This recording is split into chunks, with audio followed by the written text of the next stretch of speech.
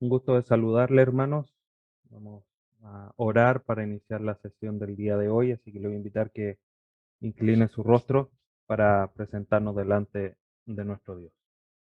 Padre Santo, te agradecemos en esta hora, este día que tú nos has concedido, donde hemos podido realizar muchas labores, muchas actividades, pero de manera especial, te damos gracias en esta hora por este tiempo, donde podemos estar conectados nuevamente para poder aprender de tu palabra, seguir estudiando con respecto a la oración a través de estos personajes bíblicos que nos han enseñado tanto, entendiendo que es tu palabra y tú has inspirado para que esto quedara registrado para nuestro aprendizaje, que te agradecemos por tu palabra, porque nos redarguye, nos instruye en justicia, nos muestra el camino que debemos de seguir en esas buenas obras que tú has preparado para que anduviésemos en ellas. Te agradecemos, Dios amado, por todo, rogándote que en esta hora tú nos ayudes, que el cansancio del día no sea un obstáculo en poder aprender y también rogándote que nos dé sabiduría para poder poner en práctica lo que hoy día aprendamos respecto a la oración. Bendícenos, Padre Santo, como siempre lo has hecho, y que este estudio también sea para gloria de tu nombre. Te rogamos todo esto a través de tu Hijo Jesús. Amén.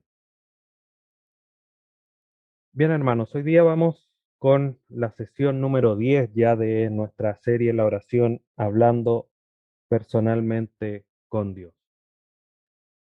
A modo de introducción, quiero invitarles, ya sea que lo busquen en sus Biblias o pongan atención a la pantalla. Vamos a estar analizando y nos vamos a salir un poquitito de los Salmos y vamos a ver en este pasaje de Juan 5:16 un, un tema, un aspecto de la oración que es muy importante, que muchas veces de alguna manera se menciona. En este pasaje hace alusión a nuestro Señor Jesucristo. Y siempre se ha mencionado y se ha dicho, y suena quizá algo ya como repetitivo, que Jesucristo oraba. Siendo el Hijo de Dios, Él oraba. ¿Cuánto más para nosotros? Y a pesar de que eso sea repetitivo, ahora estudiando la oración, eh, toma eh, mucha relevancia el hecho de ver a nuestro Señor Jesús, que vamos a analizar sus oraciones más adelante, pero queriendo un poco introducir el tema del día de hoy, en Juan 5:16, miren lo que dice este pasaje.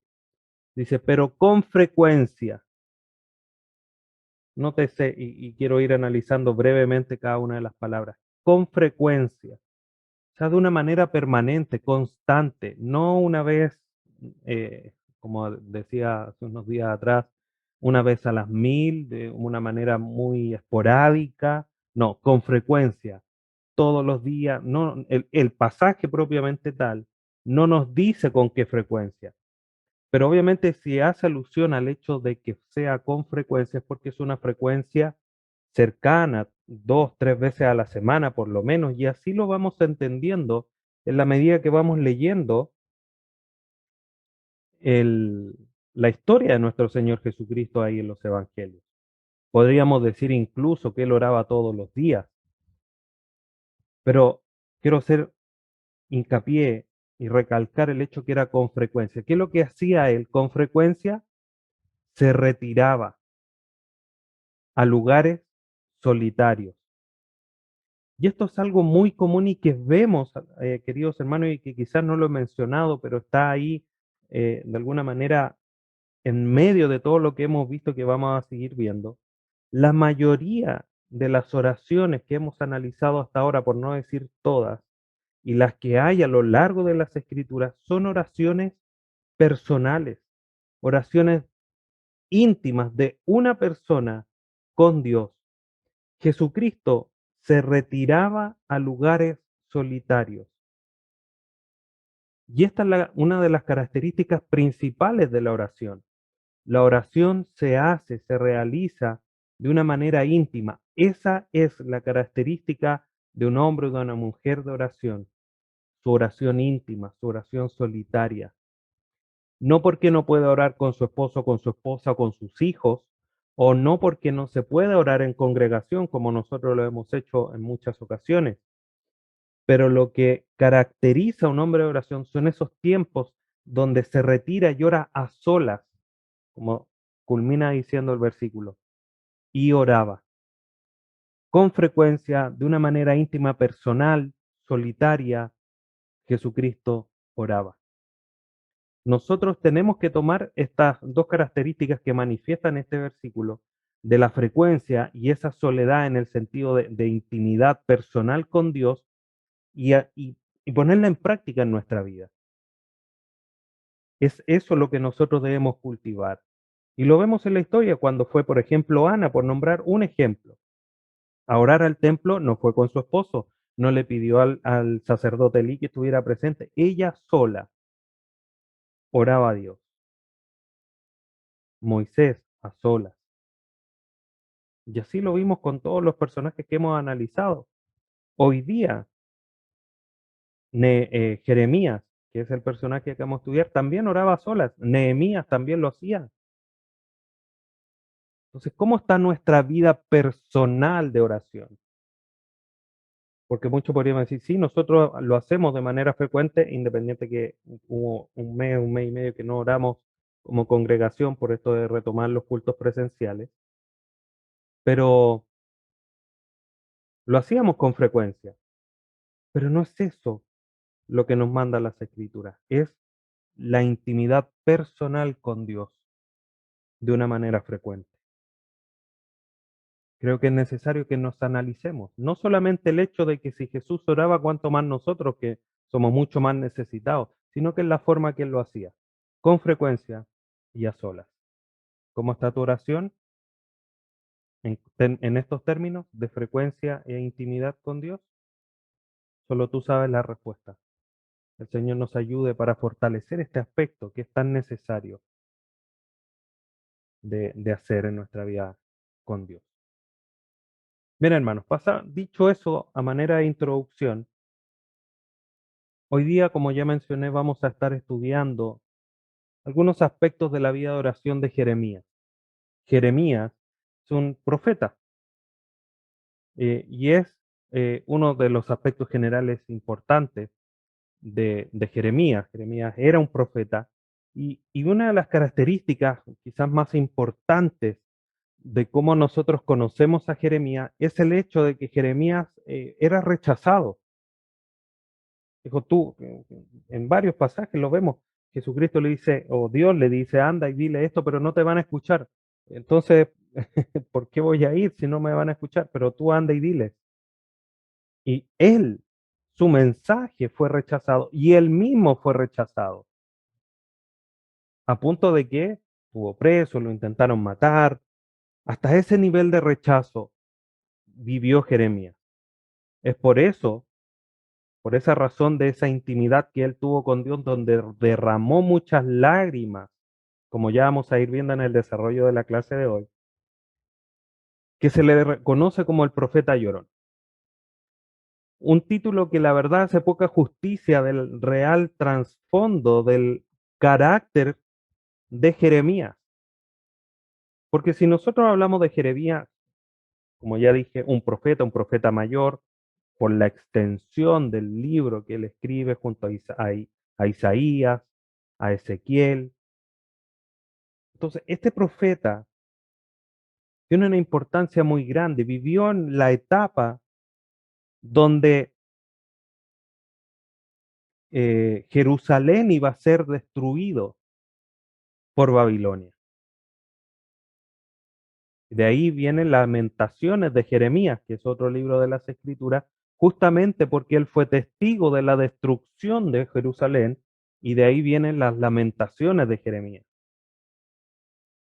Entonces su llanto no era un llanto de maña, como podemos decirle viendo a un niño, o, o simplemente porque era muy sensible. Sus llantos tenían un, obviamente era un llanto emocional, pero un llanto que tenía un profundo contenido teológico, por decirlo así, como ya lo vamos a ir viendo. Entonces, si bien se lo conoce como el profeta llorón, ese término, y quería hacer esta aclaración finalmente, Este término no es un término bíblico, no es que la escritura dice, como dice el profeta Llorón ahí en Jeremías. No, es algo que se ha impuesto desde afuera, pero la verdad es que bastante injustamente a Jeremías. Y de hecho, Jeremías no es uno de los profetas más conocidos, si bien es uno de los profetas mayores. Generalmente Isaías, Ezequiel son los más reconocidos dentro de los profetas mayores. Jeremías pasa a ser como a estar en segundo plano dentro de los profetas mayores, pero la verdad es que nos deja muchas enseñanzas. Y dentro de las enseñanzas que vamos a ver con respecto a la oración, mirar el carácter de Jeremías es importante. Jeremías se caracterizaba, entre otras cosas, solamente quise mencionar algunas. Primero, era fiel. Cuando nosotros vemos en las escrituras, vemos a Jesucristo, perdón, a Dios diciéndole a Jeremías, tú anda y diles, te van a rechazar, pero anda. ¿Qué hacía Jeremías? Iba, fiel, decía tal cual lo que Dios le había dicho que tenía que decir. También era sometido o obediente por lo mismo. No podemos separar la fidelidad de la obediencia o del sometimiento a Dios.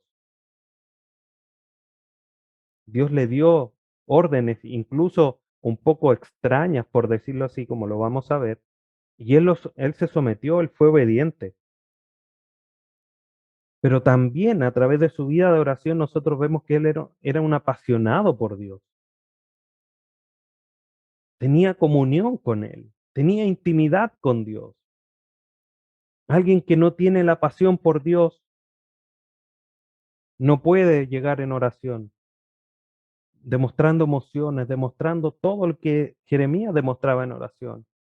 Esa sinceridad, esa intimidad, esa cercanía con Dios, porque era un apasionado de Él, obediente, fiel, hasta las últimas, pero también mostraba un carácter compasivo frente al pecado del pueblo, también mostraba un carácter compasivo. Por lo tanto, frente a estos cuatro elementos de características principales de Jeremías, el que se le llame profeta llorón, insisto, es bastante injusto y quizás yendo un poco más allá, un poco inadecuado que se le reconozca de esta manera. Sus oraciones estaban altamente teñidas de lágrimas, pero eran lágrimas de fidelidad, lágrimas de sometimiento, lágrimas de pasión, lágrimas de compasión en muchas de sus oraciones. ¿Cuánto de eso nosotros podríamos decir? Yo creo que más de alguien en algún momento orando ha derramado lágrimas. ¿Cómo han sido esas lágrimas? ¿Se han reconocido por su fidelidad, por el sometimiento, por la pasión por Dios, por la, por ser compasivos? Ojalá nosotros tuviéramos esa sensibilidad tan íntima con Dios de poder llegar ante su presencia y derramar lágrimas de emoción, de gozo, de sometimiento, de obediencia. Las emociones no son malas, hermanos. El punto es que no podemos dejar gobernar nuestra vida cristiana por las emociones. Las escrituras, los mandatos de Dios tienen que estar por sobre nuestras emociones.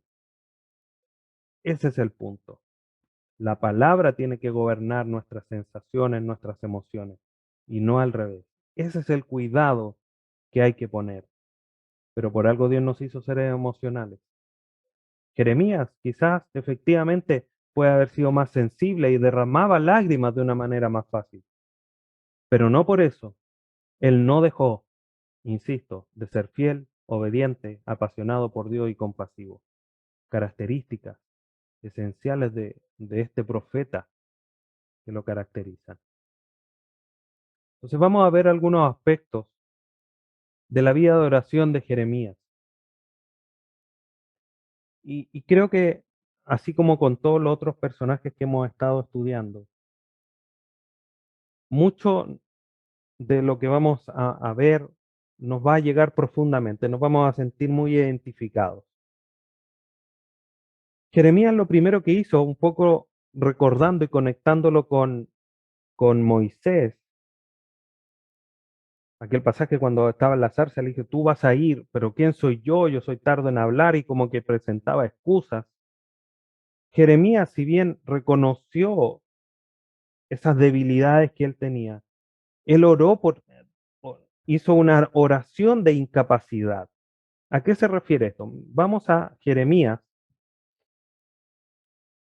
que es el libro que vamos a estar analizando y vamos a revisar varios pasajes. En el capítulo 1,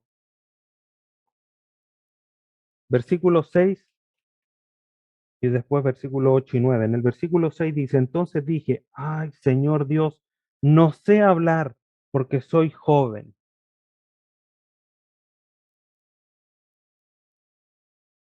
8 y 9. No tengas temor ante ellos, le dijo Dios. Incluso podríamos leer el 7. Pero el Señor me dijo, frente a ese relato donde Jeremías oró a Dios, dice, ay Señor Dios, no sé hablar porque soy joven, tengo esta incapacidad, tengo esta limitante. ¿Pero qué le dijo el Señor? Pero el Señor me dijo, versículo 7, no digas soy joven, porque a donde quiera que te envíe irás, y todo lo que te mande dirás. No tengas temor ante ellos, porque contigo estoy para librarte, declara el Señor.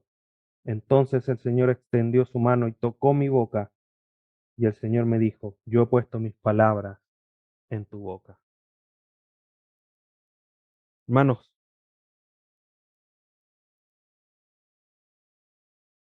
Jeremías oró en esta incapacidad. Reconoció delante del Dios Todopoderoso, no sé hablar, tengo esta limitante. ¿Cuánto de nosotros nos hace falta llegar delante del Señor y decirle, Señor, no sé orar? Señor, no puedo vencer este pecado. Señor, no puedo hacer esto. Esta es mi limitante, este es mi obstáculo. Esto es lo que me impide seguir adelante. Pero además de ver cómo es que Jeremías oró en esta incapacidad, el Señor le respondió, no digas que eres joven. Tú vas a ir donde yo te mande, vas a decir lo que yo te diga. Y el Señor lo bendijo y puso su palabra en la boca. Hermano, si tú estás batallando con la oración porque no puedes orar, ¿tú crees que si le dices al Señor, Señor, no puedo orar, no sé orar, no me cuesta orar, el Señor no te va a ayudar? Si incluso es un mandato de que debemos orar siempre sin desmayar, claramente te va a responder así como respondió a Jeremías. Jeremías le dijo y el Señor le respondió de una manera inmediata, como está relatado aquí en el texto, porque se debía de cumplir el propósito que Dios había establecido para Jeremías. Y uno de los propósitos para tu vida, hermano, es que ores. Por lo tanto, si tú le dices, Señor, con toda sinceridad, con toda honestidad, no puedo, no me cuesta, lo que la limitante que sea para que cumplas tu vida de oración, el Señor te va a responder porque quieres tú cumplir la voluntad de Dios. Si estás luchando contra un pecado, el que sea, si le dices, Señor, no puedo vencer este pecado, ¿tú crees que el Señor no te va a ayudar? Claro que te va a ayudar, porque estás pidiendo vencer algo que Dios te ha dicho que no tienes que hacer. El punto es que debemos acercarnos, aunque sean con las mínimas palabras, batallar el último aliento, el último sollozo, para llegar a las plantas del Señor y decirle, Señor, no puedo. Señor, soy incapaz. Ayúdame. ¿Cuánto hemos clamado así para poder vivir la vida cristiana que Dios demanda de nosotros? Jeremías lo hizo y después vivió una vida de servicio a Dios, llevando el mensaje de Dios, porque lo había puesto en su boca. Además de la oración de incapacidad que levantó Jeremías, también levantó una oración de preocupación. Vamos a Jeremías capítulo 4, versículo 10 y 19. Mire lo que dice aquí, Jeremías 4:10. Entonces dije, ay Señor Dios, ciertamente has engañado en gran manera a este pueblo y a Jerusalén, diciendo, paz tendrán cuando tienen la espada al cuello. En palabras, ¿cómo el Señor engañando? El Señor siempre fue claro, pero lo que está manifestando aquí es, Señor, Jeremías está manifestando esa preocupación, porque finalmente el pueblo de Israel ahí en Jerusalén no iba a tener paz, iba a ser juzgado, iba a ser disciplinado por su rebeldía. Y miren lo que dice el versículo 19 para completar esta idea de preocupación al nivel que la llevó. Dice, alma mía, estoy angustiado, oh corazón mío, mi corazón se agita dentro de mí, no callaré, porque has oído, alma mía, el sonido de la trompeta, el pregón de guerra. Y el pueblo iba a ser destruido, Jerusalén iba a ser destruida. Y Jeremías estaba preocupado hasta las entrañas, hasta su corazón, porque ya el juicio estaba pronto. Y era necesario que el pueblo se arrepintiera y Jeremías estaba preocupado. Si pusiéramos esta característica en nuestras vidas, entendiendo que el juicio de Dios viene pronto, estamos orando por aquellos que nos rodean y que aún no conocen a Cristo para que se puedan arrepentir. Con ese nivel de preocupación nos llega a doler el corazón por aquellos que no conocen a Dios todavía, aquellos cercanos que nos son íntimos, familia, compañeros de trabajo, de estudio, vecinos, aquel cliente que atendemos o paciente o simplemente una persona cercana que conocemos y le tenemos mucha estima y que no conoce a Dios. Sufrimos por esa persona porque aún no conoce. Oramos en preocupación, Señor, mira esta señora, mira este compañero de trabajo, mira a mi hijo, mira a mi cuñado, mi mamá, mi hermano, quien sea. Tu ira, tu manifestación de ira viene pronto, Señor, manifiéstate. Llévalo al arrepentimiento. El Señor nos ayude para orar igual que Jeremías en esa dirección. Y hay una cosa interesante, hermanos, porque además de orar por incapacidad, en preocupación, llegó un momento en que Dios le dijo a Jeremías que no orara. Y esto obviamente creo que llama profundamente la atención. Dios dice, oren sin cesar. Dice, Lucas 18:1, viendo el contexto completo de la escritura, dice la necesidad de orar siempre y no desmayar. Y a Jeremías le dice, no ores. El punto es, esto no es justificación para decir, no, a mí el Señor me dijo que no orara, porque el Señor no nos manda a nosotros eso. La vida de oración de Jeremías es una oración muy puntual. Fue a Jeremías en una circunstancia particular que le dijo, no ores. Por ejemplo, Jeremías 7:16.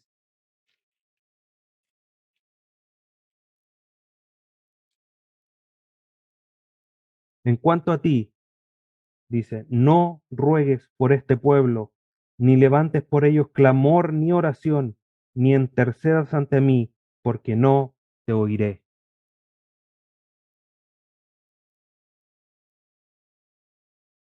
Fuertes palabras de Dios que finalmente manifiestan ese carácter de juicio que ya tenía sobre su pueblo, porque eso ya estaba decretado.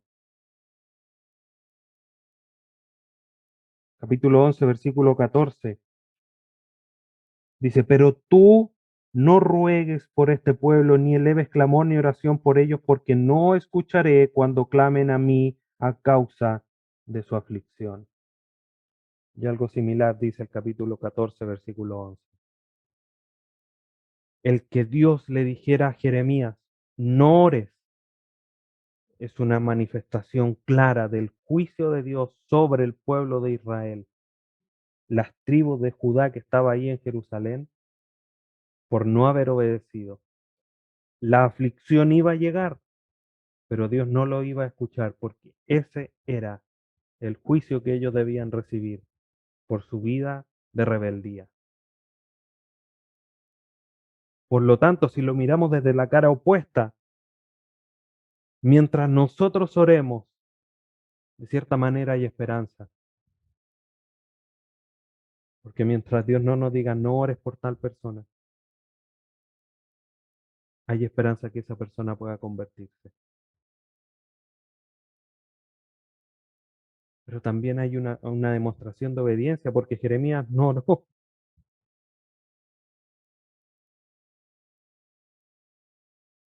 frente a esta manifestación de ira de Dios. Hermanos, la oración, esta herramienta maravillosa que Dios nos ha dejado, es una manifestación para someternos a su voluntad, para acercarnos a Él y para encontrar el oportuno socorro. Obviamente para nosotros tenemos todo el acceso porque somos hijos de Él, hemos creído, pero para aquellos que se mantienen en rebeldía, mientras oremos por ellos hay esperanza, para que ellos se arrepientan, ya sean incrédulos o hijos rebeldes de Dios, que obviamente los hay.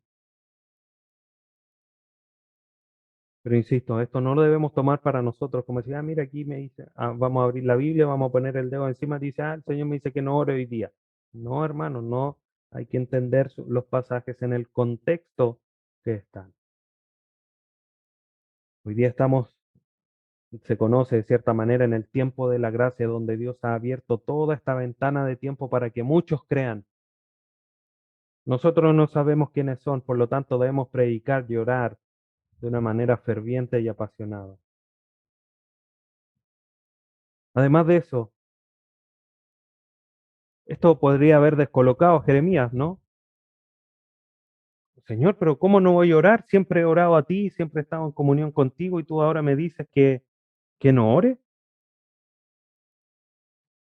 Entonces puede haber quedado quizá un poco descolocado, pero así también Jeremías oró pidiendo orientación.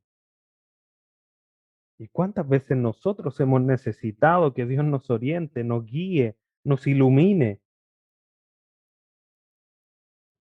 Si vamos a Jeremías 10, versículos 23 y 24,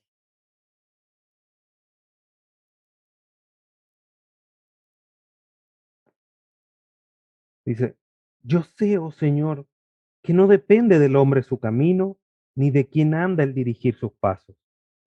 Mire lo que dice. 24. Repréndeme, oh Señor, pero con justicia, no con tu ira, no sé que me reduzcas a nada. Ese repréndeme, es decir, encáusame, guíame, oriéntame. Yo sé que no está en mí el camino que debo recorrer, no está en mí el dirigir mis pasos. Tú repréndeme y guíame, pero hazlo con amor. Jeremías tenía mucho conocimiento de la ira de Dios porque él se lo había comentado, se lo había revelado lo que iba a venir sobre el pueblo de Israel, sobre la ciudad de Jerusalén. ¿Cuánto nosotros necesitamos, hermanos, conocer la ira de Dios? Porque Dios sigue siendo el mismo que aquí Jeremías está manifestando. El punto es que hoy día, como nosotros no vemos ese juicio de Dios, creemos que Dios es mucho más amoroso que antes. Dios sigue siendo el mismo en el tiempo de Jeremías, en el tiempo de Ana, en el tiempo de Abraham, en el tiempo de Moisés, en el tiempo de Adán. Es exactamente el mismo, ayer, hoy y siempre. Entonces no nos confundamos, hermanos. Si hoy Dios no ha manifestado su ira con nosotros, es solamente por su misericordia. Y nosotros no debemos de abusar de eso. Debemos orar, Señor, repréndeme, redargúyeme, guíame para seguir adelante,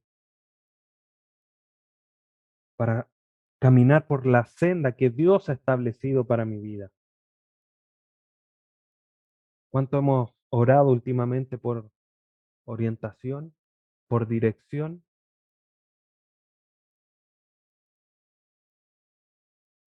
Además de orientación, Jeremías oró por justicia. Jeremías capítulo 11, versículo 20.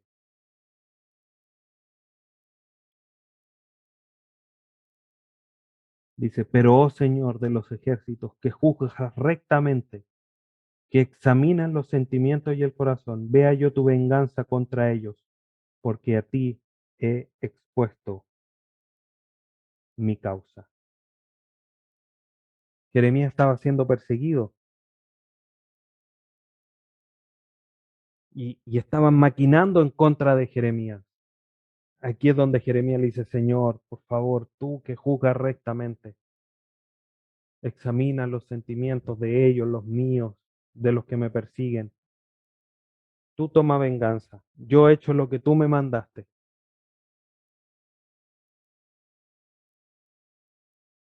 Yo ante ti he expuesto mi causa. Cuando algo nos sucede, hermanos, cuando alguna injusticia nos toca experimentar, ¿a quién le llegamos rogando o tomamos la justicia por nuestras manos o exponemos nuestra causa delante de gente que no corresponde?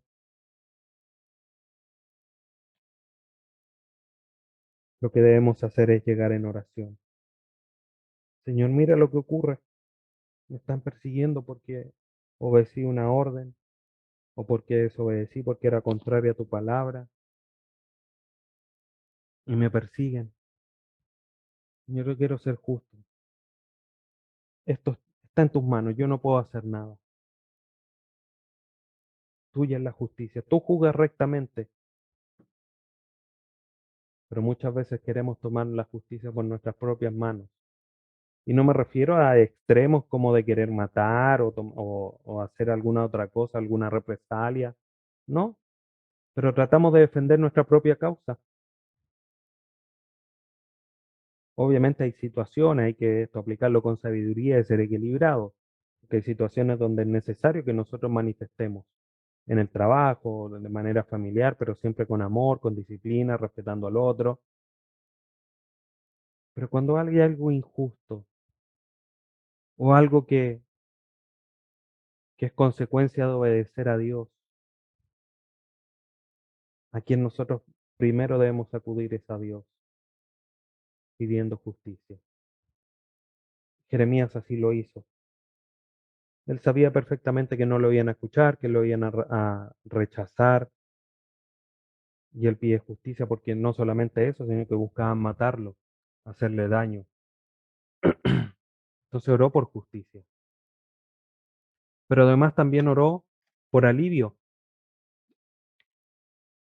Si vamos aquí a Jeremías 12, versículos 1 al 3 dice, justo eres tú, oh Señor, cuando a ti presento mi causa, en verdad, asuntos de justicia voy a discutir contigo.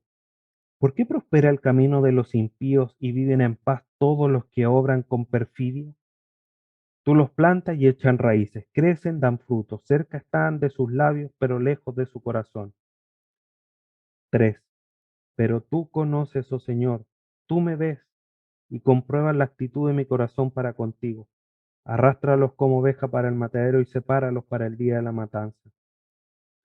Más allá de lo dicho, miren el tenor de cómo lo manifiesta. Si bien de alguna forma Jeremías se está quejando delante de Dios, también está diciendo, mira Señor, ellos prosperan, yo te obedezco y tú sabes la actitud que yo tengo en el corazón. Haz algo contra ellos, alivia, aliviame, muéstrame tu justicia, porque tú juzgas de manera recta.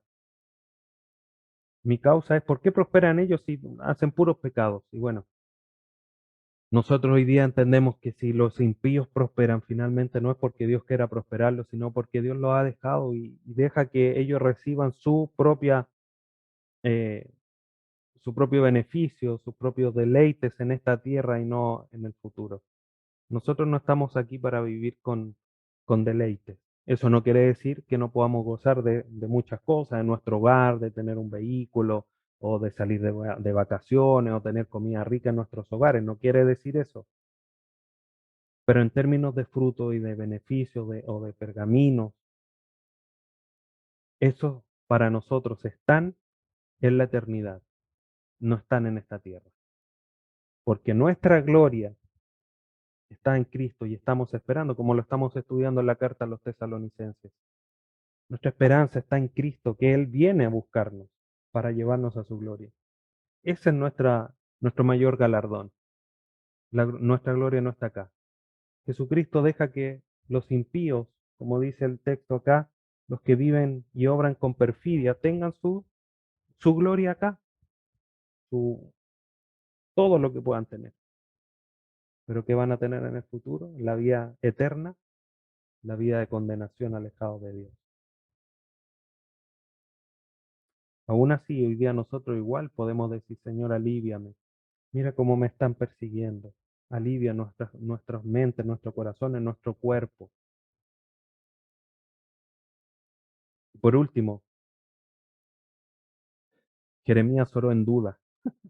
Y esto puede sonar un poco extraño porque dice, el que ora dudando, mejor que no ore, porque si pides dudando no va a recibir nada, dice Santiago, lo hemos mencionado varias ocasiones. Pero es muy diferente la oración que Jeremías realiza aquí en el capítulo 32. Es extenso, de alguna manera hay que leer todo el capítulo para comprender la idea, pero lo que sucede es que Jeremías es mandado por Dios a comprar un terreno en Jerusalén. Entonces, Jeremías lo compra, pero le manifiesta al Señor.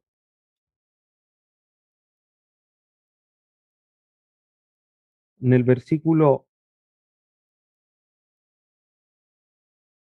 25, tú me has dicho, Señor, cómprate el campo con dinero y llama a testigos aunque la ciudad sea entregada en manos de Caldeo. Jeremías lo hizo, pero oró al Señor. Tú me has dicho que compre, pero ¿cómo me manda a que compre un terreno que finalmente van a tomar, lo van a, a conquistar otros? Y el Señor tenía un propósito con eso. Jeremías obedeció. Versículo 42 al 44 dice, porque así dice el Señor, como he traído a este pueblo toda esta gran calamidad, así de traer sobre ellos todo el bien que les prometo. Y se comprarán campos en esta tierra de la cual ustedes dicen es una desolación, sin hombres ni animales, entregada en manos de los caldeos. La gente comprará campos por dinero, firmarán y sellarán escrituras y llamarán a testigos en la tierra de Benjamín, en los alrededores de Jerusalén, en la ciudad de Judá, en la ciudad de la región montañosa, en la ciudad de la llanura, en la ciudad del Negev, porque restauraré sus bienes, restauraré su bienestar, declara el Señor. Entonces, Jeremías obedeció, pero tenía esta incertidumbre, pero obedeció. Ese es el punto. En muchas situaciones que quizás nosotros tenemos dudas, porque no tenemos claridad de cuál es la voluntad de Dios manifiesta en su palabra. Pero debemos orar. La duda propiamente tal no es mala. Lo que es malo es dudar que Dios nos va a responder. Eso es lo malo. Pero podemos tener dudas. Señor, ¿hago esto o hago esto otro? Lo que yo no puedo dudar es que Dios me va a guiar frente a esa petición que yo le estoy haciendo. Pero sí puedo que tener, tener que tomar una decisión. Y Dios me puede guiar para eso. Lo vemos en la historia de David, por ejemplo. Él oró por guía.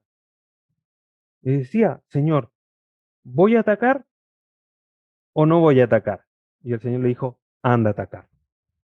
Lo guió en esta decisión, él no sabía, estaba en la duda, ¿qué hacía? ¿Atacaba o no atacaba? El Señor lo guió a la determinación más correcta que estaba conforme a la voluntad de Dios. Así también nosotros. Insisto, hermanos, lo que no podemos hacer nosotros es dudar de que Dios nos va a guiar, nos va a responder. Pero la duda es un fabuloso elemento que nos empuja a acercarnos a Dios, nos ayuda, nos anima a acercarnos a Dios para decirle, Señor, ¿qué hago en esta situación? Entonces, hermanos, para ya ir finalizando, ¿qué es lo que aprendemos de la oración? Haciendo quizás un poco de resumen, lo primero que nosotros aprendemos con respecto a la oración es que la oración es nuestra respuesta a la obra de Dios. Cuando nosotros vemos a Dios obrar, por ejemplo, aquí en la historia de Jeremías, Dios dice, voy a hacer esto. ¿Qué es lo que hizo Jeremías? Oró. Lo vemos también en la historia de Daniel. Cuando Daniel revisó los libros, dijo, 70 años son los que van a estar esclavos. Sacó la cuenta y dije, 70 años. ¿Qué hizo? Oró. Es la respuesta, nuestra respuesta a la obra de Dios. Cuando vemos a Dios obrar, vamos en oración, decir, gracias Señor. Guíanos para comprender qué es lo que quieres hacer. Sigue completando tu propósito, sigue completando tu obra. Esa debe ser nuestra respuesta natural frente a la obra de Dios.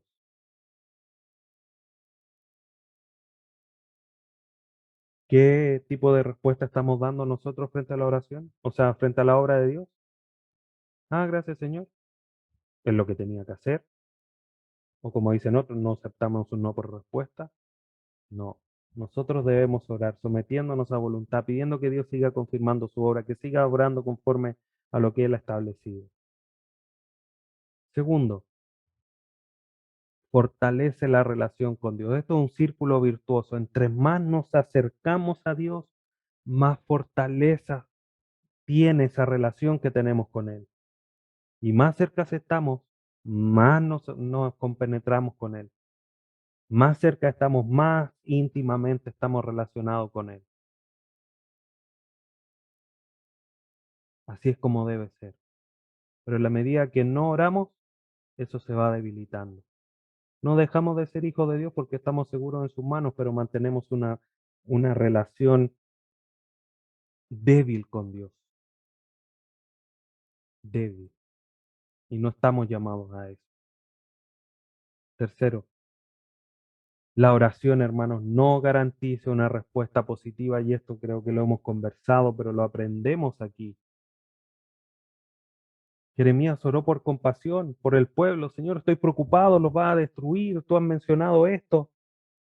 Sí, él lo ha dicho. ¿Cambió los planes de Dios? No. En algún momento oró. Señor, no puedo hablar, no sé qué decir. Ahí están mis palabras en tu boca. Oración positiva. O una respuesta positiva, mejor dicho. Pero hay oraciones que no tenemos una respuesta positiva desde nuestro punto de vista. Desde el punto de vista de Dios, todas son positivas porque obran para bien y obran conforme a su voluntad. Desde nuestra perspectiva, no garantiza una respuesta positiva a la oración. Entonces debemos ser cuidadosos, hermanos, cuando nosotros a un hermano le decimos, sobre todo si son hermanos nuevos en la fe, decimos, vamos a orar y tú vas a sanar. O vamos a orar para que... Y todo va a salir bien.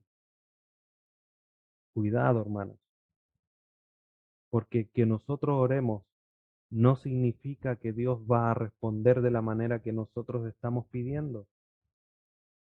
¿Qué sería más correcto? Voy a orar para que Dios te fortalezca frente a un problema. Vamos a orar para que Dios te guíe y puedas tomar la mejor decisión, por mencionar algunas posibles respuestas. Pero no podemos comprometerle una respuesta de Dios positiva frente a algo que estemos pidiendo. Obviamente podemos manifestarlo. Podemos decirle, Dios, por favor, sana a esta persona. Pero así como lo hizo el Señor Jesucristo, si es posible que pase de mí esta copa, pero que no se haga mi voluntad sino la tuya. tal cual. Señor, nosotros, nuestro deseo es que esta persona sane o que esta persona salga de este problema. Ese es nuestro deseo. Pero Señor, tu propósito es mayor. Que se haga tu voluntad. Fortalécelo, anímalo en la fe, que siga creyendo, que no se debilite, que siga adelante. Pero la oración, hermano, no garantiza una respuesta positiva. No lo garantiza. 4. La oración le permite a usted y a mí, querido hermano, revelar sus pensamientos más íntimos porque nos ayuda a, a manifestarlo delante de Dios. Nos ayuda a escudriñarnos a nosotros mismos, le ayuda, Señor, ayúdame a comprender qué es lo que hay en mi corazón. Es como le decía Jeremías, Señor, tú conoces, tú examina lo que hay en mi corazón, lo que hay en el corazón de los que me persiguen. Ayuda a revelar nuestros pensamientos más íntimos. ¿Quieres saberlo? ¿Cuáles son tus intenciones? ¿No sabes qué es lo que hay realmente en tu corazón frente a cosas que haces o palabras que dices? Ora al Señor para que te ayude a revelar esos pensamientos, esas intenciones. 5. Obviamente, si fortalece la relación con Dios, también va a fomentar el avivamiento espiritual, porque vamos a tener una vida de mucha más dependencia de Dios. Vamos a estar más llenos del Espíritu Santo y eso va a fomentar el avivamiento espiritual correctamente entendido. No ese avivamiento espiritual de que muchas iglesias proclaman de danzas y hablar en lengua. No, hermanos. El avivamiento espiritual verdadero es vivir apasionados por Dios, cumpliendo su palabra, en obediencia y sujeción a la voluntad de Dios. Cada día más apasionados por Él, viviendo en una vida devocional, una vida piadosa. Ese es el avivamiento espiritual que nosotros debemos de buscar. Y la oración, sin lugar a dudas, fomenta ese avivamiento espiritual. Y por último, ayuda a fortalecer la determinación. Señor, quiero vencer, como decía al inicio, ¿tienes problemas con la oración? ¿Tienes problemas con algún pecado? Cuando oras al Señor, eso te ayuda, te anima a generar en ti esa determinación que muchas veces tenemos que tener para vivir la vida cristiana. La oración nos ayuda a fortalecerla porque ayuda también está todo relacionado. Si se fortalece nuestra relación con Dios, revelamos nuestros pensamientos, se genera mayor determinación. Finalmente todo es un círculo virtuoso, donde todos estos elementos positivos del carácter que debemos tener como hijos de Dios se van potenciando en la oración. Entonces, para finalizar, hermanos, quiero que analicemos o meditemos brevemente en esta frase de Sproul. Dice, si realmente supiéramos quién es Dios y todo lo que nos ha dado en Cristo, nuestras vidas de oración serían muy diferentes que lo que son ahora. Profundo. Por eso todo lo que nosotros estudiamos, hermanos, va conectado. El que estemos conociendo al Dios vivo a través del discipulado del día lunes no está separado o divorciado de la oración, está íntimamente relacionado. Lo que Él es, lo que nos has dado. Lo mismo pasa con la percepción o el entendimiento del pecado. Eso nos ayuda para poder vivir de una manera más santa. En nuestra vida de oración, esta vida de intimidad, de conversar con Dios,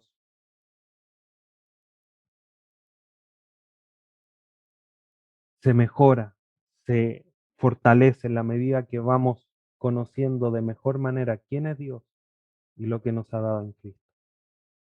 Cuando vamos comprendiendo de mejor manera y mucho más profundamente eso, la vida, las prácticas de la vida espiritual, la oración, la lectura de la palabra, los devocionales, etcétera, etcétera, empiezan a florecer en nuestra vida de una manera natural. Porque es la respuesta que nace del Espíritu Santo que mora en nosotros. Que el Señor nos ayude para ir comprendiendo y conociendo mejor a Dios cada día más y poner todo esto en práctica, hermanos, como se lo he mencionado en otras ocasiones. De nada sirve que esto quede como un conocimiento intelectual. Ah, sí, Jeremías oraba aquí, oraba allá, Nehemías oraba aquí, Daniela, Ana, Abraham, Moisés. De nada sirve saber cómo ellos oraban si todo esto, estas características, estos elementos de la oración de todos estos personajes no se traspasan ni transforman tu vida. Así que por eso vamos a orar para concluir y vamos a pedir a Dios que nos ayude para que todo este conocimiento de hoy día, de todas las sesiones anteriores, se traduzcan en prácticas en nuestra vida cotidiana. Inclina tu rostro, hermano, y oremos a nuestro Dios. Padre Santo, vamos ante ti agradecidos una vez más, en esta ocasión por la vida de nuestro hermano Jeremías, aquel profeta que tú escogiste, Señor, a pesar de que no lo iban a escuchar, él se mantuvo fiel y tenía una vida de intimidad contigo que sin lugar a dudas se ve a lo largo del escrito. Y es necesario también evaluarnos a nosotros y ver esta realidad, cómo está nuestra vida de fidelidad, de intimidad contigo. Por eso te rogamos, Padre Santo, que tú nos ayudes, que todas estas sesiones que hemos visto, donde hemos estudiado a distintos personajes a través de tu palabra, no quede en un conocimiento intelectual que solamente quede en nuestra mente, sino que baje hasta nuestro corazón, a nuestra intimidad personal y transforme nuestra vida, Dios eterno. Te pedimos, Padre Santo, que eso sea una realidad, porque necesitamos tener unas vidas de oración mucho más fortalecidas, mucho más apegadas, con mucha más intimidad contigo. Podemos mejorar más y necesitamos mejorar más. Gracias por tu palabra. Gracias porque nos enseña, nos redarguye. Danos sabiduría para poner todo esto en práctica y que no quede esto en el olvido, sino que sean elementos que queden en nuestra mente, retumbando, haciendo todo el ruido para no olvidarlos y ser cada día mejores hijos tuyos, sobre todo en nuestra vida de oración. Te agradecemos en esta hora, Padre Santo, todo para tu gloria. Amén.